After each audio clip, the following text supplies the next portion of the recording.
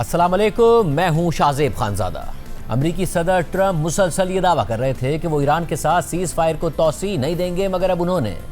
ना सिर्फ seize fire में तौसी कर दी है बल्कि गैर मामूली तौर पर वो अब तक कोई वाज़ेह डेडलाइन का ऐलान भी नहीं कर रहे हैं। और अब उनकी तर्जुमान का कहना है कि सीज़ फायर के खात्मे की कोई डेडलाइन तय ही नहीं हुई और ये खुद सदर ट्रंप ही बता सकते हैं कि जंगबंदी कब तक रहेगी। जबकि सदर ट्रंप का कहना है कि वो ईरान पर हमले उस वक्त तक रोक रहे हैं जब तक कि ईरान के साथ बातचीत किसी ना किसी तरह मुकम्मल हो जाए और ईरान एक मुआहदे पर इत्तफाक कर ले। जबकि ईरान की जानिब से आइंदा मुज़ाकरात के हवाले से कोई जवाब सामने नहीं आ रहा है और गैर यकीनी की सूरत हाल बढ़ती जा रही है। ऐसे में इस खदशे का भी इजहार किया जा रहा है कि ट्रंप जो पहले ये दावा कर रहे थे कि वो जब चाहें ईरान के साथ जंग ख़त्म कर सकते हैं, वही ट्रंप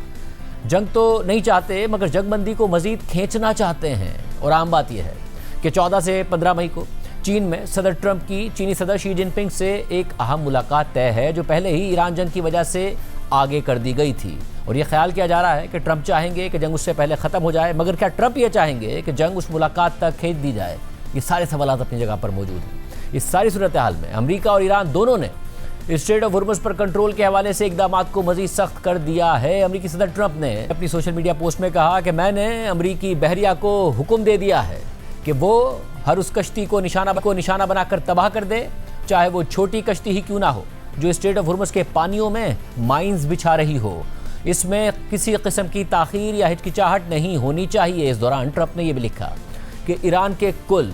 159 बहरी जंगी जहाज़ पहले ही समंदर की तह में पहुंचा दिए गए हैं। इसके अलावा हमारे माइन स्वीपर्स इस वक्त स्ट्रेट ऑफ हुर्मुज़ को साफ कर रहे हैं और मैं हुक्म देता हूं कि ना सिर्फ ये कार्रवाई जारी रखी जाए बल्कि इसे 3 गुना बढ़ा दिया जाए। Thank you for your attention to this matter. इस पोस्ट के चंद मिनट बाद ही ट्रंप ने एक और पोस्ट करते हुए लिखा कि ईरान को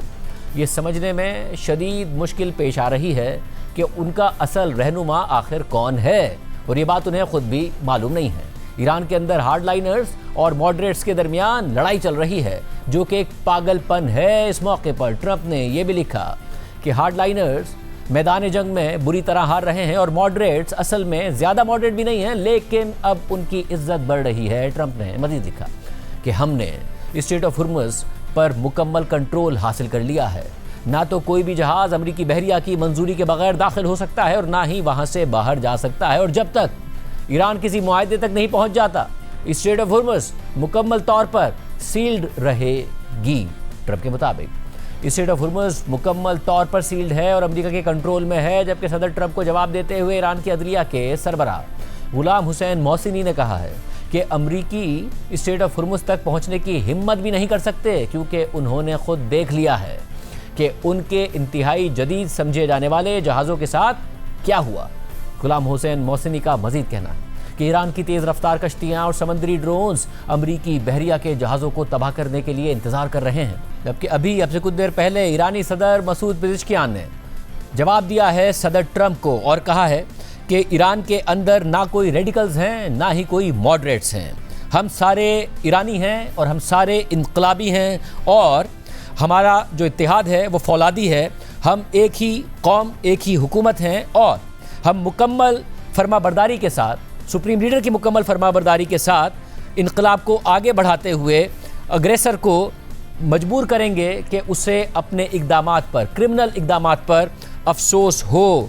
एक खुदा है, एक कौम है, एक लीडर है, एक रास्ता है और वो रास्ता जाता है ईरान की फतह की तरफ। और जो ज़िंदगियां हैं वो बहुत ज़्यादा ईरानियों की कीमती हैं। ईरानी सदर मसूद पेज़ेश्कियान ने, जो सदर ट्रंप बार बार ये कह रहे थे कि ईरान में इस वक्त इख्तलाफ पाया जाता है, रेडिकल्स अलग हैं, मॉडरेट्स अलग हैं, उनको जवाब देते हुए कहा है कि ईरान में ना तो कोई रेडिकल है ना कोई मॉडरेट है, हम ईरानी हैं और इनकलाबी हैं। हम एक खुदा के मानने वाले हैं, एक कौम है, एक लीडर है और एक ही हमारा रास्ता है और वो रास्ता ईरान की जीत की तरफ जाता है। और नाज़रीन, आम बात यह है कि ईरानी पार्लियामेंट के स्पीकर बाक़िर कालिबाफ ने भी बिल्कुल इन्हीं अल्फाज में यही ट्वीट किया है कि ना ईरान के अंदर कोई रेडिकल है ना ही मॉडरेट है। बाक़िर कालिबाफ बहुत ज़्यादा सख्त समझे जाते हैं, जबकि मसूद पेज़ेश्कियान जो कि ईरान के सदर हैं वो मॉडरेट समझे जाते हैं, मुज़ाकरात के हामी समझे जाते हैं। अब दोनों की तरफ से सदर ट्रंप को जवाब देते हुए बिल्कुल एक ही अल्फाज में एक ही पोस्ट किया गया है और कहा गया है कि ईरान में ना कोई रेडिकल है ना कोई मॉडरेट है, हम ईरानी एक हैं, रिवोल्यूशनरी हैं, एक खुदा, एक कौम, एक लीडर और एक रास्ता है और रास्ता ईरान की विक्ट्री की तरफ जाता है।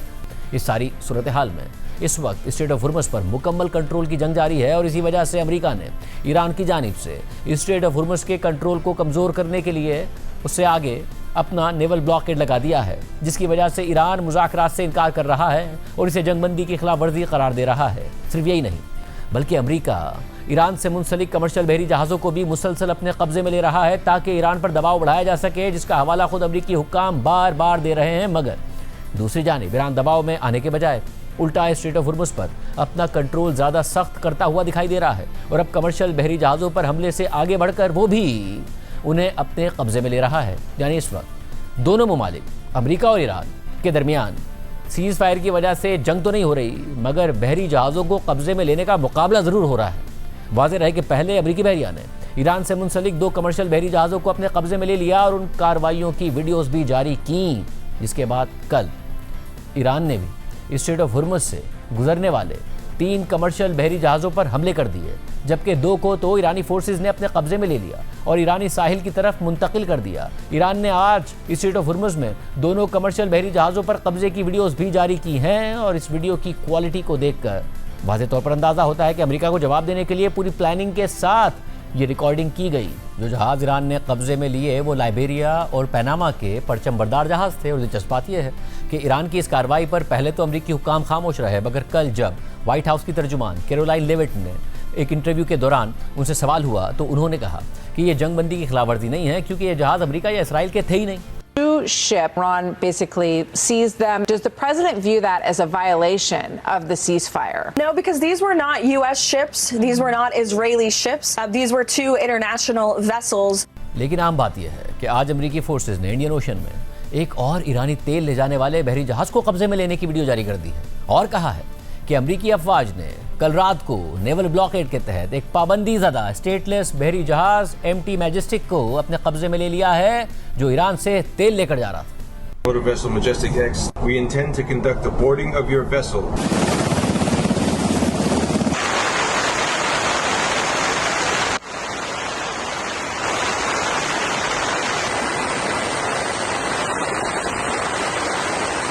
जबकि सेंटकॉम के मुताबिक नेवल ब्लॉकेड के निफाज के बाद से अब तक अमेरिकी फोर्सेज ने ईरान से आने वाले 31 जहाज़ों को वापस भेजा है। दूसरी जानिब ईरानी मीडिया के मुताबिक आज ईरान की पार्लियामेंट के डिप्टी स्पीकर हमीद रजा हाजी बाबाई ने ऐलान कर दिया है कि ईरान के मरकजी बैंक को स्ट्रेट ऑफ हुर्मुज़ से मिलने वाले टोल टैक्स से हासिल होने वाली पहली आमदनी मौसूल हो गई है। वाज़ेह रहे कि ईरानी पार्लियामेंट ने एक मंसूबे की मंजूरी दी थी जिसके तहत स्ट्रेट ऑफ हुर्मुज़ से गुजरने वाले बहरी जहाज़ों पर टोल आयद किया जाएगा। ऐसे में जब अमेरिकी बहरिया ने ईरान का नेवल ब्लॉकेड कर रखा है और इसके जवाब में ईरान की जानिब से भी मुसलसल सख्त इक़दाम सामने आ रहे हैं, वहीं दूसरी तरफ गैर मामूली तौर पर अमेरिकी बहरिया के सेक्रेटरी जॉन फेलन को ही बरतरफ कर दिया गया है। और अमेरिकी मीडिया के मुताबिक जॉन फेलन को ऐसे वक्त में बरतरफ किया गया है कि जब गुज़िश्ता कई माह से उनके और अमेरिका के वज़ीर दिफा पीट हेग्सेट के दरमियान अमेरिकी नेवी में जहाज साजी में रिफॉर्म्स और सदर ट्रम्प के साथ जॉन फेलन के करीबी ताल्लुकात पर तनाव बढ़ गया था। और ये पहला वाक़या नहीं है, पीट हेग्सेट इससे पहले भी अमेरिका के मुतादिद जर्नेलों को फायर कर चुके हैं, बहुत सारी तब्दीलियाँ कर चुके हैं। सारी सूरत हाल में मुज़ाकरात के हवाले से अब तक कोई भी पेशरफ सामने नहीं आई है और स्ट्रेट ऑफ हुर्मुज़ में सूरत हाल मुसलसल ख़राब होती दिखाई दे रही है और जाहिर है कि इसका नुकसान पाकिस्तान समेत पूरी दुनिया को हो रहा है और ख़ासतौर पर ट्रंप के अरब इत्तेहादी इसका सबसे बड़ा निशाना है क्योंकि उनकी तेल और गैस की सप्लाई बुरी तरह मुतासिर है। और ऐसे में ट्रंप पर अमेरिका में तनकीद में भी इजाफा हो गया है और इस तनकीद के लिए एक लफ्ज़ टाको का काफ़ी इस्तेमाल भी हो रहा है। टाको यानी ट्रंप ऑलवेज चिकन्स आउट। इस लफ्ज़ या जुमले का पस मंज़र जानना चाहते हैं क्योंकि अमेरिका में ट्रंप के सियासी मुखालफिन अब उनके लिए बार बार इस लफ्ज़ टाको का इस्तेमाल कर रहे हैं। ट्रंप खुद भी और व्हाइट हाउस की तर्जुमान कैरोलाइन लेविट भी बार बार ये साबित करने की कोशिश करती हैं कि ट्रंप जो कहते हैं वो करते हैं और कभी भी ब्लफ नहीं करते हैं, मगर हकीकत इसके बिल्कुल बरक्स नजर आ रही है। CNN की तज्जियाती रिपोर्ट के मुताबिक ईरान के खिलाफ जंग के 5वें दिन 4 मार्च को व्हाइट हाउस की तर्जुमान कैरोलाइन लेविट ने अमेरिका के दुश्मनों के लिए एक सख्त पैगाम दिया और कहा कि मुखालिफों ने यह सोचा था कि सदर ट्रंप माजी के अमरीकी सदूर की तरह ही होंगे और वो सिर्फ बातें करेंगे और अपनी वाज़ेह रेड लाइन्स नाफिज करने से गुरेज करेंगे, लेकिन यह अंदाज़ा एक तबाहकुन गलती साबित हुआ है।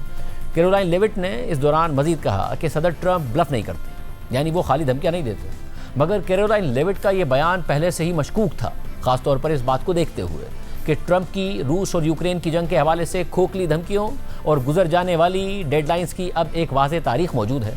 गुज़िश्ता 5 हफ्तों ने शायद उनके बतौर सदर दोनों अदवार में किसी भी और वक्त से ज़्यादा ट्रंप को एक ब्लफ करने वाले शख्स के तौर पर साबित कर दिया है, और वो भी निहायत बड़े और वाज़ेह पैमाने पर। और जंग के बाद 5 मुख्तलिफ मौक़े पर सदर ट्रंप ने ईरान के लिए मुख्तलिफ डेडलाइंस मुकर्रर की कि वो इनकी शराइत मान ले या उनके गज़ब का सामना करे, लेकिन हर बार ट्रंप ने अपनी ही डेडलाइन को मौखर कर दिया। हालांकि अवामी तौर पर इस बात के बहुत कम शवाहिद मौजूद थे कि ईरान ने सदर ट्रंप की तरफ से लगाई गई शराइत पूरी की हो। अहम बात यह है कि ट्रंप के इन्हीं ब्लफ्स की वजह से अमेरिका में उनके मुखालिफिन ने उनके लिए एक तनकीदी टर्म भी बना लिया। वो टर्म है टाको, यानी ट्रंप ऑलवेज चिकन्स आउट, जिसका मतलब है कि ट्रंप हमेशा घबरा जाते हैं या ट्रंप हमेशा डर के पीछे हट जाते हैं। और ये बात कि ट्रंप घबरा कर पीछे हट जाते हैं, ये उनके नाक़दीन की तरफ से एक तंज़ बन चुकी है। लेकिन ये इतनी मज़ाहिया बात भी नहीं है, क्योंकि ये वही ट्रंप हैं जो कभी अमेरिकी सदर बराक ओबामा को इस बात पर शदीद तनकीद का निशाना बनाते रहे कि वो सीरिया यानी शाम में अपनी रेड लाइंस नाफिज नहीं कर पा रहे। और ये वही ट्रंप हैं जो कहा करते थे कि जब आपका ब्लफ पकड़ा जाता है तो उसकी एक हकीकी कीमत होती है, और ये अमेरिका की साख और ताकत के मुजाहरे दोनों को नुकसान पहुँचाती है, यानी आपके ब्लफ की कीमत अमेरिका अदा करता है। CNN के तजिए के मुताबिक एक फरीक ऐसा है जो मुकम्मल तौर पर जानता है कि ट्रंप ने किस हद तक ब्लफ किया है, और वो फरीक है ईरान। सबसे पहले ट्रंप ने 21 मार्च को सोशल मीडिया पर पोस्ट करते हुए ईरान को 48 घंटों की डेडलाइन दे दी थी और कहा था कि अगर ईरान 48 घंटों के अंदर स्ट्रेट ऑफ हुर्मुज़ को नहीं खोलता तो अमेरिका ईरान के पावर प्लांट्स पर हमले शुरू कर देगा। मगर इस डेडलाइन में अभी 12 घंटे बाकी थे, तो 23 मार्च को ट्रंप ने एक और पोस्ट की और ईरान के साथ बहुत अच्छी और नतीजा खेज बात का दावा करते हुए अपनी इस डेडलाइन में 5 दिन की तौसी का ऐलान कर दिया। मगर बात यहाँ पर ख़त्म नहीं हुई, क्योंकि फिर 28 मार्च को 5 दिन की इस डेडलाइन के ख़त्म होने से 2 दिन पहले 26 मार्च को ट्रंप ने इस डेडलाइन में मजीद 10 दिनों की तौसी का ऐलान कर दिया और ये दावा कर दिया कि ये तौसी ईरानी हुकूमत की दरख्वास्त पर की जा रही है और उनकी ईरान के साथ बहुत अच्छी बातचीत हो रही है। लेकिन ईरानी हुकाम ने ऐसी किसी भी दरख्वास्त की तरदीद कर दी और आला ईरानी ओहदेदारों ने सिर्फ इतना कहा कि पैगामात का तबादला हो रहा है, मगर कोई हकीकी बातचीत नहीं हो रही है। ट्रंप ने उस वक्त दावा किया था कि ईरानी हुकाम ये कहने से खौफजदा हैं कि वो मुआहदा करने के लिए कितने बेचैन हैं, क्योंकि उन्हें मारे जाने का डर है। लेकिन तकरीबन 1 माह बाद भी इस बात के बहुत कम शवाहिद मौजूद हैं कि ईरानी हुकाम ने बातचीत में अमेरिका को कोई बड़ी रियायत पेश की हो या फिर मिन्नतें की हो कि हमसे मुआहदा कर लो। इसके बाद कई दिनों तक ट्रंप मुसलसल अपनी इस डेडलाइन के लिए मुतालबात और शराइत पर मबनी बयानात देते रहे। फिर 4 अप्रैल को ट्रंप ने दोबारा कह दिया कि ईरान के पास सिर्फ 48 घंटे बाकी हैं, वरना उन पर जहन्नुम नाजिल कर दी जाएगी। मगर ट्रंप की धमकियों का ईरान पर बज़ाहिर कोई असर दिखाई नहीं दिया और ईरान की जानिब से ट्रंप के किसी भी मुतालबे पर अमल भी नहीं हुआ और ना ही कोई मुआहदा और ना ही स्ट्रेट ऑफ हुर्मुज़ खुल सकी। मगर इसके बावजूद 6 अप्रैल को ट्रंप ने अपनी डेडलाइन में 1 दिन का और इजाफा कर दिया और इसकी वजह मसीहियों के मजहबी त्यौहार ईस्टर को करार दे दिया और कहा कि मैंने सोचा कि ईस्टर के अगले दिन हमला करना मुनासिब नहीं होगा, मैं एक अच्छा इंसान हूँ। और फिर 7 अप्रैल को जब ट्रंप की जानिब से ईरान को दी गई आखिरी डेडलाइन में सिर्फ चंद घंटे बाकी थे और इसके बावजूद ईरान की तरफ से उनके मुतालबात पर अमल दरामद के कोई आसार सामने नहीं आ रहे थे और इस दौरान पाकिस्तान भी मुसलसल सिफारती कोशिशों के जरिए हमले रोकने की कोशिशें कर रहा था। इसी दौरान ट्रंप ने अपनी डेडलाइन से सिर्फ 88 मिनट पहले 2 हफ्तों की जंगबंदी का ऐलान कर दिया और फिर 2 हफ्तों की यह जंगबंदी ख़त्म होने से चंद घंटे पहले ट्रंप ने यह ऐलान कर दिया कि वो ईरान पर अपने हमले उस वक्त तक रोक रहे हैं कि जब तक ईरान मुआहदे के लिए कोई तजवीज़ पेश ना कर दे और बातचीत मुकम्मल ना हो जाए। CNN के मुताबिक ज़राए के मुताबिक ट्रंप जंगबंदी में इस नई तौसी को महदूद मुद्दत के लिए रखना चाहते थे, लेकिन फिर व्हाइट हाउस की तर्जुमान ने कहा कि सदर ट्रंप ने कोई हतमी डेडलाइन मुकर्रर ही नहीं की थी और इन सब बातों की वजह से ईरान को यही पैगाम मिला कि ट्रंप इस जंग को किसी तौर पर भी दोबारा शुरू नहीं करना चाहते और जब भी धमकी देते हैं तो असल में ब्लफ कर रहे होते हैं। मगर यह भी हकीकत है कि गुज़िश्ता 9 माह में 2 दफ़ा ट्रंप ईरान पर हमला कर चुके हैं, तो अब देखते हैं कि इस बार वो आखिर तक ब्लफ करेंगे, फिर फ्रस्ट्रेट होकर हमला ही कर देंगे। इस पूरी सूरत हाल में मुज़ाकरात के हवाले से अब तक क्या पेशरफ्त हुई है, क्या अभी भी इम्कान बाकी है कि दोनों ममालिक मुज़ाकरात की मेज़ तक आएँ? बात करते हैं इस्लामाबाद से बाखबर सहाफ़ी कामरान यूसुफ से। कामरान, बहुत शुक्रिया मुझे मुनाइन करने के लिए। बहुत करीब से आपने इन सारे मामलात को देखा है। आप अब भी ये कह रहे हैं, मैं आपकी पोस्ट देख रहा था, कि बहुत इंटेंस बैक चैनल डिप्लोमेसी अभी भी चल रही है ताकि डेडलॉक टूट जाए। डेडलॉक किस बात पर है और डिप्लोमेसी किस लेवल पर इस वक्त जारी है? बिल्कुल, आई थिंक पाकिस्तान ने गिव अप अभी भी नहीं किया, क्योंकि इतना हमने इसमें इन्वेस्ट किया है और हम चाहते हैं कि ये प्रोसेस जो है किसी लॉजिकल एंड पर पहुंचे। और मल्टीपल चैनल्स हैं, आई थिंक कुछ तो मुलाकातें पब्लिकली भी हो रही हैं। हमने देखा कि पाकिस्तान के प्राइम मिनिस्टर की कल ईरान के सफ़ीर से मुलाकात हुई, आज फिर पाकिस्तान के वज़ीर दाखिला की जो अमेरिका की चार्ज डी अफेयर है उनके साथ मुलाकातें, फिर पाकिस्तान के प्राइम मिनिस्टर के साथ चीन के एम्बेसडर की मुलाकात। और इसके अलावा पस पर्दा जो भी इस सारे क्राइसिस के दौरान पाकिस्तान, ईरान और अमेरिका ने एक जो चैनल एस्टेब्लिश किया उसके जरिए भी बातचीत हो रही है। और जो डेडलॉक जहां तक बात है, जाहिर है कि अपेरेंटली जो ईरान की तरफ से वही कि जो सीज फायर का जो एक और प्रोविजन थी कि यूएस नेवल ब्लॉकेड खत्म करेगा और उसके बाद ही फिर मुज़ाकरात होंगे। बट ओवरऑल आई थिंक जो सेंस है, जो बुनियादी फ़र्क है कि अमेरिका एक क्विक फिक्स चाहता है। वो चाहता है, अमेरिकी सदर ट्रंप चाहते हैं कि जो भी मुज़ाकरात हों, एक डील हो, उसको साइन करें and then they move on. जो ईरान है ऑन द अदर हैंड, वो इंक्रीमेंटल अप्रोच का हामी है, यानी कि स्टेप बाय स्टेप वो आगे बढ़ना चाहता है, क्योंकि वो कहता है कि एतमाद का फुकदान है और एक एक चीज़ को हम आगे लेके चलना चाहते हैं। तो इस वजह से भी, और फिर जो with in Iran I think कुछ चीज़ें जो शायद 2 दिन पहले या कल मुमकिन तौर पर इस्लामाबाद में मुज़ाकरात हो सकते थे और पहले ग्रीन सिग्नल मिला भी, तो उसमें इनिशियली तो शायद एक इंक्लिनेशन मिली थी, जो भी प्रपोजल्स अमेरिका की तरफ से आए थे वाया पाकिस्तान ईरान को दिए गए थे। लेकिन बाद में कुछ ऐसी खबरें ज़रूर आई कि with in the Iranian setup शायद उनको ये था कि अगर इमीडिएटली कोई डील करते हैं तो maybe it will be a hard sell. उनको लगता है कि शायद उससे कोई एक बेहतर पब्लिकली डोमेस्टिकली वो तासुर ना मिले, तो इस वजह से जो मामला आगे नहीं बढ़े। लेकिन ओवरऑल अभी भी कहीं ना कहीं, अगर वो कहते हैं ना कि एक विंडो डिप्लोमेसी की, बेशक वो कोई कितनी छोटी विंडो क्यों ना हो, अभी भी वो ओपन जरूर है। और जो पाकिस्तान है उस विंडो को बंद नहीं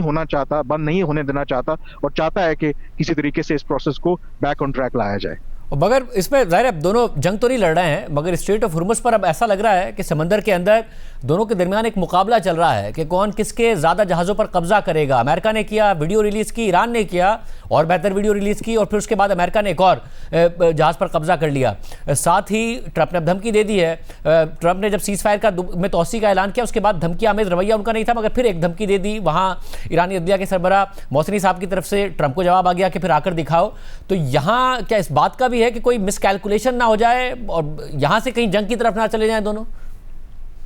देखिए, सबसे पहले तो ये जो इम्पोर्टेंट बात है कि जो स्ट्रेट ऑफ हुर्मुज़ में जो कुछ हो रहा है, पहले स्ट्रेट ऑफ हुर्मुज़ के ऊपर ईरान का कंट्रोल और फिर अमेरिका का नेवल ब्लॉकेड और फिर ये दोनों अतराफ से एक दूसरे के शिप्स को कब्जे में लेना, उसके दावे सामने आना, इससे एक बात तो साफ जाहिर होती है कि जो दोनों फरीकैन है, ईरान भी और अमेरिका भी, ऑल आउट जंग की तरफ वापस नहीं जाना चाहते। But at the same time वो ये भी है कि एक दूसरे के ऊपर दबाव बरकरार रखना चाहते हैं। और इसमें मेरे ख्याल में दोनों तरफ से एक टैक्टिकल मूव है, क्योंकि बैक चैनल, जैसे मैंने कहा, कि अभी भी कहीं ना कहीं वो एक्टिव हैं। और अमेरिकी सदर ट्रंप ने जो एक ओपन एंडेड सीज फायर का ऐलान किया, तो उसमें उन्होंने यही ऑप्शन रखा है कि अपने आप को वो बॉक्स नहीं करना चाहते। वो चाहते हैं कि अगर डिप्लोमेसी से कोई हल निकलता है, उसमें 2 दिन लगें, 4 दिन, 5 दिन लगें, तो कम से कम एक डेडलाइन दे के अपने आप को वो कॉर्नर नहीं करना चाहते। लेकिन दूसरी तरफ अपनी बार्गेनिंग पोजीशन बढ़ाने के लिए, यानी कि दोनों जो फरीकैन हैं वो ये अपने मनूवर्स कर रहे हैं, लेकिन डेफिनेटली इसके अंदर मिसकैलकुलेशन का खतरा जरूर है। बट ओवरऑल इट अपेयर्स कि शायद इसमें जो की चीज है ना, कि जिससे कहते हैं ना कि पहले कौन आंख झपकता है, कि हु विल ब्लिंक फर्स्ट, कि इसमें अब ये चीज इंपॉर्टेंट है। दोनों चीजें अब लिंक हो गई हैं और मुझे लगता है कि क्योंकि अमेरिका का मुतालबा है कि स्ट्रेट ऑफ हुर्मुज़ को आप रीओपन करें, ईरान कहता है कि अब आप यूएस का नेवल ब्लॉकेड खत्म करें, तो इन मुज़ाकरात से पहले आई थिंक ये एक बड़ी बार गेन होगी। तो पॉसिबली अगर मुज़ाकरात की तरफ बात जाती है तो ये क्विड प्रो हो सकता है कि अमेरिका कहे कि ओके, हम इस नेवल ब्लॉकेड को जब तक मुज़ाकरात तक के लिए विड्रॉ करते हैं, और ईरान इन रिटर्न कहे कि ओके, हम जो है स्ट्रेट ऑफ हुर्मुज़ को रीओपन करते हैं। तो ये मेरे ख्याल में उस तरफ मुझे तो लगता है कि अपेरेंटली सिचुएशन जा रही है, बट डेफिनेटली इसमें मिसकैलकुलेशन का भी बहुत बड़ा रिस्क है। बहुत शुक्रिया कामरान यूसुफ। इस हवाले से अभी भी बहुत अग्रेसिव बैक चैनल डिप्लोमेसी हो रही है कि दोनों ममालिक मुज़ाकरात की मेज़ पर आ जाएं। प्रोग्राम में एक ब्रेक शामिल करते हैं। एक अहम डेवलपमेंट है, अगर दोनों ममालिक जंग की तरफ जाते हैं तो क्या हो सकता है, बात करेंगे एक ब्रेक के बाद।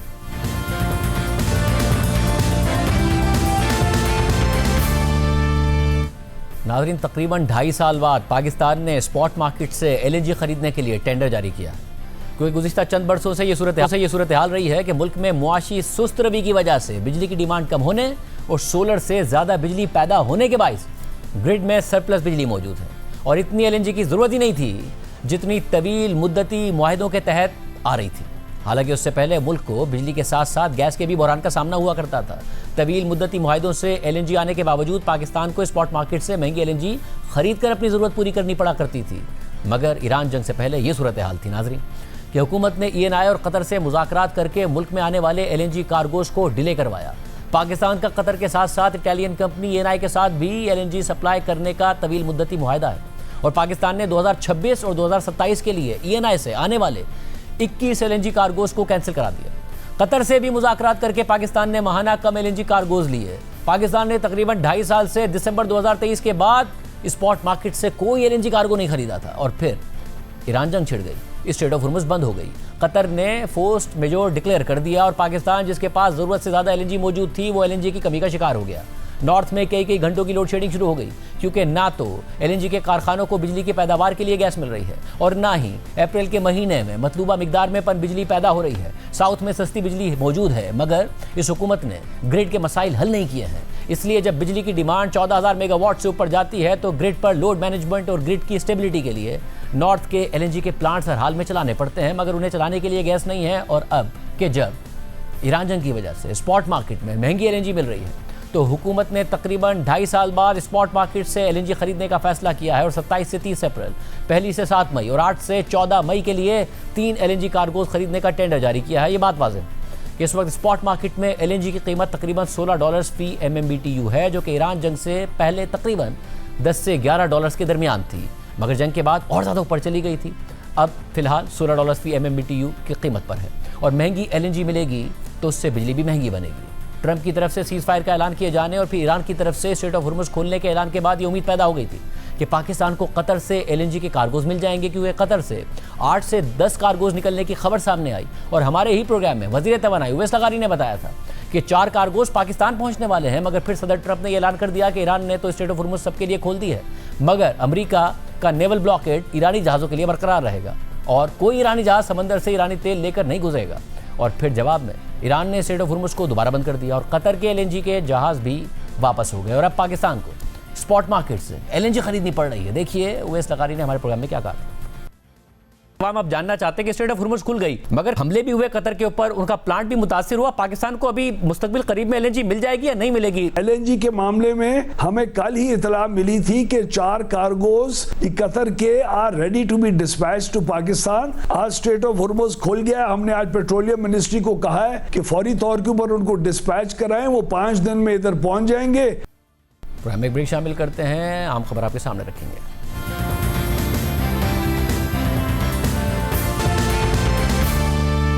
ईरान और अमेरिका के दरमियान इस वक्त आर्जी जंग बंदी है मगर ये जंग दोबारा शुरू होने का खतरा मौजूद है। इसलिए ये सवाल भी अपनी जगह मौजूद है कि अब अगर अमेरिका ने ईरान पर हमला कर दिया और ट्रंप की धमकी के मुताबिक ईरान के पावर प्लांट्स और दीगर इंफ्रास्ट्रक्चर को तबाह कर दिया तो क्या ईरान अब भी जवाब देने की सलाहियत रखता है? क्या अब भी ईरान के पड़ोसी अरब ममालिक को इतना ही खतरा है? जाहिर है कि अमेरिका के पास ईरान में तबाही फैलाने की बेपनाह सलाहियत मौजूद है मगर अमेरिका में यह सवाल भी उठाया जा रहा है कि इस जंग में अमेरिका की तरफ से इतना असलहा इस्तेमाल करने और ईरान के हमलों से बचने के लिए इसराइल और अरब ममालिक की तरफ से इंटरसेप्टर्स इस्तेमाल करने और फिर उन इंटरसेप्टर्स में कमी की खबरें सामने आने के बाद ये सवाल खड़ा हो गया है कि क्या अमेरिका मुस्तकबिल में चीन से किसी भी मुमकिना जंग के लिए तैयार भी है या नहीं? और क्या ईरान पर हमला करके अमेरिका ने चीन को उल्टा ये इत्मीनान दे दिया है कि अमेरिका की मिलिट्री ताकत का मुकाबला कैसे करना है? क्योंकि 28 फरवरी से 8 अप्रैल तक जारी होने वाली जंग के बाद अब ये खबरें सामने आ रही हैं कि इस तनाज़े में असलहे के अमरीकी ज़ख़ीरे में काबिल ज़िक्र हद तक कमी हो गई है जबकि ईरान का फ़ौजी नुकसान उससे कम हुआ है कि जितना अमरीकी हुक्काम ने दावा किया है और ईरान की फ़ौजी सलाहियतें इससे ज़्यादा हैं जितनी ट्रंप इंतज़ामिया अवामी तौर पर तस्लीम कर रही है। जबकि इन सलाहियतों में मज़ीद इजाफे का भी इम्कान मौजूद है और ये बातें कोई और नहीं अमरीकी और इसराइली मीडिया रिपोर्ट कर रहा है और अमरीकी और इसराइली इंटेलिजेंस रिपोर्ट्स की बुनियाद पर रिपोर्ट कर रहा है। इसी हवाले से अमरीकी नशरियाती इदारे CNN ने लिखा है कि अगर ईरान के खिलाफ कार्रवाइयों में असलहे का ज़ख़ीरा इस्तेमाल होने के बाद कोई और जंग छिड़ गई तो अमरीका को मिसाइलों की कमी का खतरा लाहक हो सकता है। रिपोर्ट में लिखा है कि अमरीकी महकमा दिफा के हालिया अंदरूनी जायजों से वाकिफ 3 अफराद और दीगर माहिरीन के मुताबिक ईरान के साथ जंग के दौरान अमरीकी फौज ने अहम मिसाइलों का अपना जखीरा नुमाया हद तक कम कर दिया और आने वाले चंद बरसों में अगर कोई नई जंग छिड़ गई तो गोला बारूद जल्द खत्म होने का खतरा पैदा हो गया है। Centre for strategic and international studies की जानिब से की गई एक नई तहकीक के मुताबिक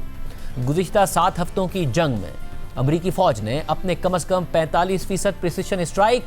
मिसाइल इस्तेमाल कर लिए और थर्ड मिसाइल का कम से कम आधा जखीरा इस्तेमाल कर लिया। और ये थर्ड मिसाइल बैलिस्टिक मिसाइलों के हमलों को रोकने के लिए बनाए गए हैं। इसके अलावा ईरानी मिसाइल हमलों को रोकने के लिए इस जंग में तकरीबन 50% पैट्रियट फिजाई दिफाई मिसाइल भी इस्तेमाल कर डाले हैं। इस तज्जिए से वाकिफ ज़राए के मुताबिक ये आदाद-ओ-शुमार पेंटागन के खुफिया डेटा से काफ़ी हद तक मुताबिकत रखते हैं।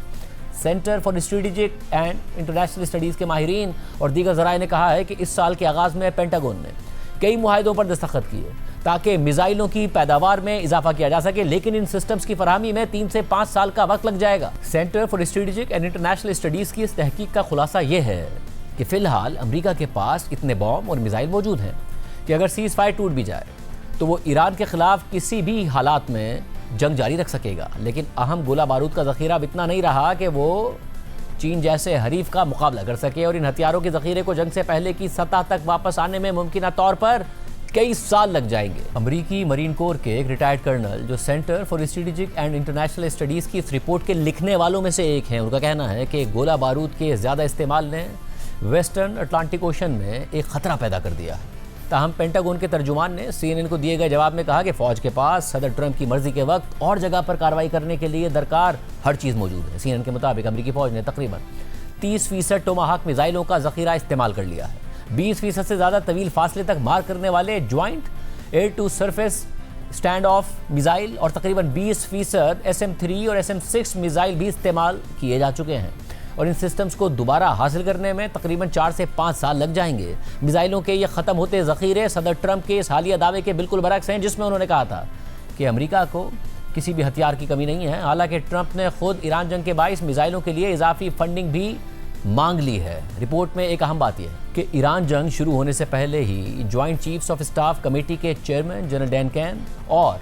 दीगर फौजी रहनुमाओं ने ट्रंप को खबरदार किया था कि ईरान के साथ तवील जंग अमरीकी हथियारों के ज़ख़ीरे पर असर डाल सकती है, ख़ासतौर पर वो हथियार जो इसराइल और यूक्रेन की मदद के लिए इस्तेमाल होते हैं। दूसरी तरफ इस हवाले से अमरीकी नशरियाती इदारे CBS न्यूज़ ने अपनी रिपोर्ट में लिखा है कि इंटेलिजेंस मालूमात से वाकिफ़ मुतादिद अमरीकी हुक्काम के मुताबिक ईरान अब भी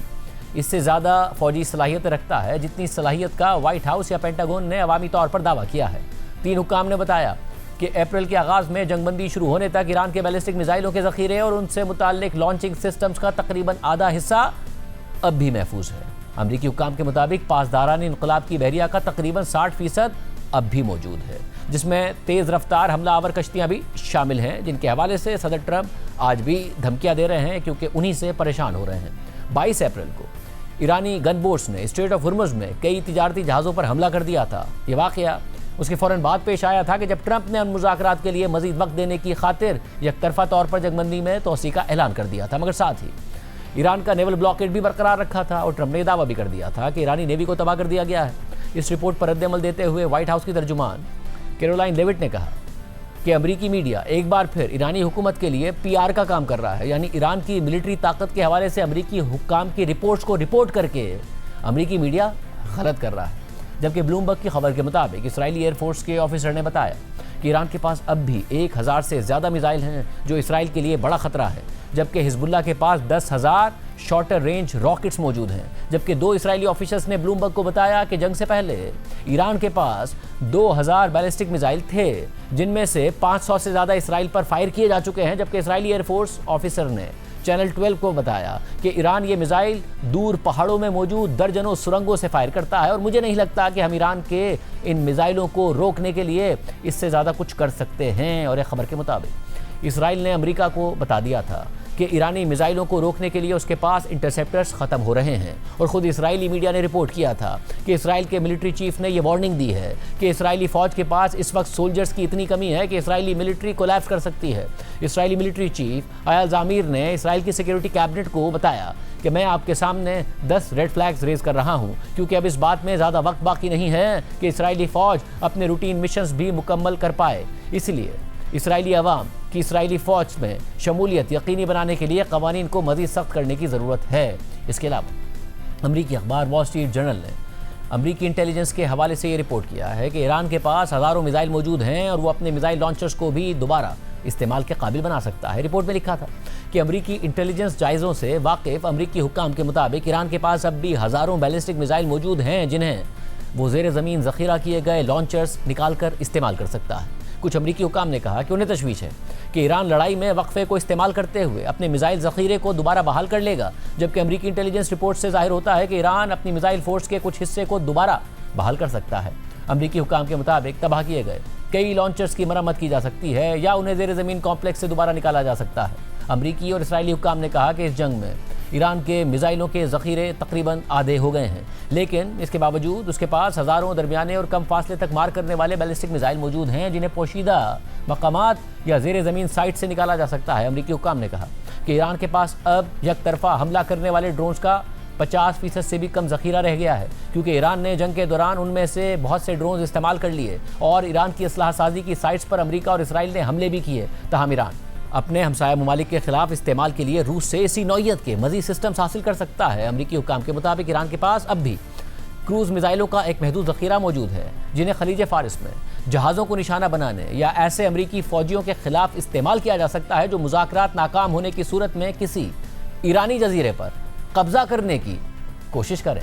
CIA के एक साबिक एनालिस्ट जो अब मिडिल ईस्ट इंस्टीट्यूट के नायब सदर हैं, उन्होंने कहा कि ईरान ने अपनी अफवाज को तेज़ी से दोबारा मुनज़्ज़म और बहाल करने की गैर मामूली सलाहियत दिखाई है। ईरानी फ़ौज इसराइली फ़ौज के अलावा मशरिक़ वस्ता की अक्सर अफवाज के मुकाबले में कहीं ज़्यादा मजबूत हरीफ है। इसराइली हुक्काम के मुताबिक जंग के दौरान ईरान के तकरीबन 2/3 बैलिस्टिक मिसाइल लॉन्चर्स नाकारा बना दिए गए, लेकिन वो ये भी कहते हैं कि ईरान उनमें से बहुत से लॉन्चर्स को दोबारा निकाल सकता है जो अमरीकी और इसराइली हमलों के बाइस ज़ेर ज़मीन धंस गए थे। इसराइली हुक्काम ये भी कहते हैं कि ईरान के पास अब भी 2500 दरमियाने फासले के मिसाइलों में से 1000 से ज़्यादा बाकी हैं, जबकि बाकी या तो इस्तेमाल हो गए या तबाह कर दिए गए। वॉल स्ट्रीट जर्नल ने मज़ीद लिखा है कि ईरान की फ़िज़ाइया तो जंग से पहले ही कमज़ोर थी और वो तवील अरसे से अपने मिसाइलों के ज़ख़ीरे पर इन्हिसार करता आया है ताकि अपने मुखालफिन के ख़िलाफ़ ताकत का इजहार कर सके और ख़ुद पर होने वाले हमलों को रोक सके। 1991 में इराक़ के ख़िलाफ़ जंग के दौरान अमरीका के लिए इराक़ के मिसाइलों का सुराग लगाना एक बड़ा चैलेंज था, क्योंकि इराक़ियों के पास स्कड मिसाइल मौजूद थे। मिसाइल हमलों को रोकने के लिए अमरीका और उसके इत्तेहादी बरतानिया ने स्पेशल फोर्सेस इराक़ भेजी थी और सिर्फ फ़िज़ाई हमलों पर इन्हिसार नहीं किया था, लेकिन ईरानी मिसाइलों के ख़िलाफ़ अमरीका और इसराइल के हमले अब तक मुकम्मल तौर पर फ़िज़ा से ही किए गए हैं। इसके अलावा एक और मुश्किल ये थी कि ईरान के मिसाइल कॉम्प्लेक्स पहाड़ों के अंदर गहराई में दफन थे। इसराइली हुक्काम के मुताबिक इसराइल ने ज़्यादातर फ़िज़ाई हमलों के ज़रिए मिसाइल लॉन्चर्स तक जाने वाली सुरंगों को तबाह करके बंद करने की कोशिश की, लेकिन उन सुरंगों में मौजूद मिसाइल के ज़ख़ीरों को तबाह करना मुश्किल साबित हुआ। अखबार के मुताबिक अगरचे इसराइल ईरान की मिसाइल फायर करने की सलाहियत को मुकम्मल तौर पर ख़त्म नहीं कर सका, लेकिन इसराइली हुक्काम के मुताबिक ये एक कामयाबी थी कि उन्होंने जंग के दौरान ईरान की रोज़ाना फायरिंग करने की सलाहियत को कम करके 10 से 15 मिसाइल तक महदूद कर दिया, जबकि जंग के इब्तिदाई दिनों में ईरान की तरफ से रोज़ाना दर्जनों मिसाइल फायर किए जा रहे थे। इसराइली हुक्काम के मुताबिक ईरान इस वक्त मज़ीद मिसाइल तैयार नहीं कर सकता और वो अपने प्रोग्राम को कितनी तेज़ी से दोबारा आगे बढ़ाएगा इसका इन्हिसार इस बात पर होगा कि उसे रूस या चीन से किस नौइयत की मदद मिलती है। Centre for strategic and international studies से वाबस्ता जॉन ऑल्टरमैन ने कहा कि इस सारी सूरत हाल से एक बड़ा नतीजा ये निकलता है कि ईरान अपनी पहले की सलाहियत के एक कम हिस्से के साथ भी गल्फ़ में अमन और सलामती को कंट्रोल करने वाले मुल्क का किरदार अदा कर सकता है। ईरान के पास ये बड़ा एडवांटेज आ गया है कि हर वो दिन जिसमें वो हारते नहीं हैं वो जीतते हैं, और हर वो दिन जिसमें हम जीतते नहीं हैं हम हार जाते हैं। इसके साथ साथ ये खबरें भी सामने आती रहीं कि ईरान जंगबंदी के दौरान अपनी फ़ौजी सलाहियतों को दोबारा बेहतर करने की कोशिश कर रहा है। इस हवाले से CNN ने ईरान के मुतादिद मकाम की सैटेलाइट तस्वीर जारी करते हुए लिखा है कि ईरान हालिया जंगबंदी के दौरान अपनी ज़ेर ज़मीन मिसाइल तनसीबात के दाखिली रास्तों को बंद करने वाले मलबे को हटाने पर काम कर रहा है। इन तस्वीर में लोडर्स को देखा गया जो बंद सुरंगों से मलबा उठाकर करीबी डंपर ट्रकों में डाल रहे थे। इनमें से एक तस्वीर ईरान के शहर खुमैन के करीब वाक़े पहाड़ी इलाके में कायम एक ज़ेर ज़मीन मिसाइल बेस की थी। इस तस्वीर में नज़र आ रहा था कि एक सुरंग का दाखिली रास्ता मलबे की वजह से बंद था, जो मुमकिन तौर पर अमेरिका और इसराइल की बमबारी के नतीजे में बंद हुआ था। जबकि तस्वीर में इस मलबे के करीब हैवी मशीनरी दिखाई दी जो मुमकिन तौर पर सुरंग के रास्ते से मलबे को हटाने की कोशिश कर रही थी ताकि बेस का रास्ता दोबारा खोला जा सके। CNN के मुताबिक ये सैटेलाइट तस्वीर 10 अप्रैल को ली गई थी, जबकि ईरानी शहर तब्रेज़ के करीब से सामने आने वाली एक और तस्वीर में भी इसी तरह के मनाजिर दिखाई दिए। और इस तस्वीर में भी एक पहाड़ी इलाके में वाक़े एक मुमकिन ईरानी मिसाइल बेस के करीब हैवी मशीनरी दिखाई दी जो ज़ेर ज़मीन सुरंग के दाखिली रास्ते पर मौजूद मलबे को हटाने की कोशिश कर रही थी। और इस हैवी मशीनरी के साथ करीब ही डंपर ट्रकों की एक कतार भी दिखाई दी जो मुमकिन तौर पर मलबा उठा और उसे कहीं और मुंतकिल करने का इंतजार कर रहे थे। और ये तस्वीर भी 10 अप्रैल को ली गई थी, यानी जंगबंदी के बाद ईरान ने दोबारा जंग की तैयारी भी शुरू कर दी थी। और नाज़रीन, दूसरी तरफ वैसे तो लबनान में जंगबंदी है, मगर इसके बावजूद भी इसराइल की तरफ से सीज़ फायर की खिलाफ वर्जी के मुसलसल वाक़यात सामने आ रहे हैं और इसराइली फोर्सेज की लबनान में कार्रवाइयों का सिलसिला जारी है। इसराइली ज़मीनी फोर्सेज भी जनूबी लबनान में मौजूद हैं। आज भी इसराइली फोर्सेज ने जनूबी लबनान के मुख्तलिफ इलाकों में रिहायशी इमारतों को निशाना बनाया और अब लबनानी हुकूमत ने वाज़ेह कर दिया है कि जब तक इसराइली फोर्सेज लबनान से मुकम्मल इनखला नहीं करती तब तक लबनान किसी डील पर दस्तखत नहीं करेगा। यह बयान एक ऐसे वक्त में सामने आया है कि जब आज वाशिंगटन में लबनान और इसराइल के दरमियान सीज़ फायर में तौसी के हवाले से मुज़ाकरात हो रहे हैं। लबनानी वज़ीर आज़म नवाफ सलाम ने फ्रांस में वाशिंगटन पोस्ट को दिए गए इंटरव्यू में कहा है कि हम लबनान में इसराइल के नाम निहाद बफर जोन के साथ नहीं रह सकते। हम इसराइल के साथ मुज़ाकरात में इसलिए शरीक हो रहे हैं क्योंकि हमें यकीन है कि अमेरिका वो ताकत है जो इसराइल पर असर व सूख रखती है। सीज़ फायर में अमेरिका का अहम किरदार था। हमें उम्मीद है कि अमेरिका इसराइल पर अपना लेवरेज इस्तेमाल करता रहेगा। लबनानी वज़ीर आज़म से जब हिज़्बुल्लाह को डिसार्म करने का सवाल हुआ तो उन्होंने कहा कि यह रातों रात होने वाला कोई एक इवेंट नहीं है बल्कि एक प्रोसेस है। इसराइल की लबनान में कार्रवाइयाँ और सीज़ फायर की खिलाफ वर्जी मुसलसल जारी है और इसराइल ने जनूबी लबनान में लबनानी सहाफ़ी अमल खलील और उनके साथी ज़ैनब फ़राज को एयर स्ट्राइक में निशाना बनाया। इसराइली हमले में अमल खलील शहीद हो गई हैं जबकि ज़ैनब फ़राज शदीद ज़ख्मी हैं। लबनानी सदर जोसेफ ऑन ने अपनी सोशल मीडिया पोस्ट में इसराइल पर जानबूझकर और तसलसल के साथ सहाफ़ियों को निशाना बनाने का इल्ज़ाम लगाया है और कहा है कि इसराइल ऐसा इसलिए कर रहा है ताकि वो लबनान में अपनी जारहाना कार्रवाइयों के सच को छुपा सके। लबनानी वज़ीर आज़म नवाफ सलाम ने इसराइल को इंसानियत के खिलाफ जराइम का मुर्तकिब करार दिया है। अल जज़ीरा के मुताबिक अमल खलील अपनी साथी ज़ैनब फ़राज के साथ गाड़ी में रिपोर्टिंग के लिए जा रही थी कि इसराइल ने फ़िज़ाई हमला कर दिया और गाड़ी के करीब 2 अफराद शहीद हो गए। सहाफ़ी अमल खलील और उनकी साथी ज़ैनब फ़राज ने करीबी घर में पनाह ले ली। उनके कोलीग्स का कहना है कि आखिरी दफ़ा मकामी वक्त के मुताबिक शाम को 4:10 पर अमल खलील की आवाज़ सुनी गई जब उन्होंने अपने ख़ानदान के अफराद और लबनानी फ़ौज से रब्ता किया। रिपोर्ट के मुताबिक रेस्क्यू एहलकारों ने दोनों सहाफ़ियों तक पहुँचने की कोशिश की मगर इसराइली फोर्सेस ने रेस्क्यू एहलकारों पर भी हमला कर दिया और उन्हें पीछे हटना पड़ गया और फिर इसराइली फोर्सेस ने उस घर को निशाना बना डाला जहां दोनों खातून सहाफ़ियों ने पनाह ली हुई थी। और फिर 7 घंटों के बाद आधी रात को सहाफ़ी अमल खलील की लाश मलबे से निकाली गई और उनकी साथी ज़ैनब फ़राज को शदीद ज़ख्मी हालत में निकाला गया। लबनानी हुकाम के मुताबिक सहाफ़ी पर हमला डबल टैप स्ट्राइक थी, यानी एक हमले में बच जाने के बाद उन पर दोबारा हमला किया गया। पहले हमले के बाद सहाफ़ी अमल खलील और उनकी साथी ज़ैनब फ़राज को बचाने की कोशिशें की जा रही थीं जो इमरजेंसी एहलकारों पर फायरिंग की वजह से ताख़ीर का शिकार हो गई, यानी इसराइली फोर्सेस किसी भी तरह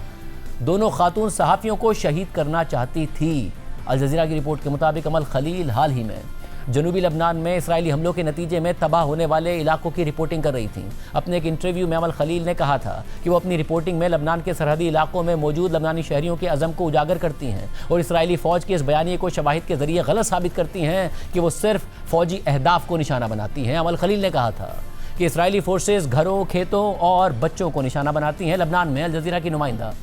हाइदी पेट ने बताया कि अमल खलील को व्हाट्सएप पर इसराइली नंबर से बराह रास्त धमकियां दी जा रही थी और उनसे रिपोर्टिंग रोकने का कहा जा रहा था, बल्कि यहाँ तक कि अमल खलील को ये धमकी दी गई कि अगर वो चाहती है कि उसका सर जिस्म से जुदा ना कर दिया जाए तो वो लबनान छोड़ दे।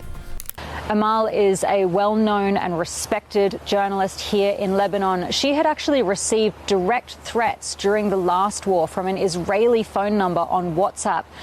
asking her to cease her reporting, in fact telling her that she should leave Lebanon if she wanted her head to remain on her shoulders. अमल खलील लबनान में इस साल शहीद होने वाली नवी सहाफ़ी हैं। गुज़िश्ता माह जनूबी लबनान में ही इसराइल ने एक और डबल टैप हमले में 3 सहाफ़ियों को कत्ल कर दिया था। हालांकि उनकी गाड़ी पर वाज़े तौर पर प्रेस लिखा हुआ था। इस हमले में अलमायादीन चैनल की खातून रिपोर्टर फातिमा फतूनी, उनके भाई और अली शुएब नामी साथी सहाफ़ी शहीद हो गए थे। इस हमले के बाद इजरायली फ़ौज ने सहाफ़ी अली शुएब की तस्वीर शेयर करते हुए उन्हें हिज़्बुल्लाह का रुकन करार दे दिया था, मगर बाद में इजरायली फ़ौज ने खुद तस्लीम कर लिया था कि ये तस्वीर ऑल्टर्ड थी, यानी तस्वीर में तब्दीलियाँ की गई थीं। आलमी सहाफ़ती तंजीम कमेटी टू प्रोटेक्ट जर्नलिस्ट ने सहाफ़ी अमल खलील के कत्ल पर कहा है कि ये आलमी बरादरी के लिए वेकअप कॉल है कि वो आलमी कानून पर अमल दरामद यकीनी बनाए और ख़ित्ते में इसराइली कार्रवाइयों के नतीजे में मारे जाने वाले 262 सहाफ़ियों के कत्ल की फौरी तहकीकात करवाए और ज़िम्मेदारों को अंजाम तक पहुँचाया जाए। इससे पहले मंगल को इसराइल ने जनूबी लबनान में एक मस्जिद को निशाना बनाया था। इसराइली हमले में मस्जिद को शदीद नुकसान पहुँचा और मलबे में कुरान के बिखरे हुए नुस्खे भी देखे जा सकते हैं। साथ ही मुल्हिका इलाके में भी तबाही के मनाजिर दिखाई दिए। लबनान में इसराइल की जारियत से मुतासरा इलाकों में बुरा हाल है, ख़ासतौर पर जनूबी लबनान में इंफ्रास्ट्रक्चर तबाह हो गया है, इमारतें रहने के काबिल नहीं रहीं। आज के प्रोग्राम में इतना ही, इजाज़त दीजिए, अल्लाह हाफ़िज़।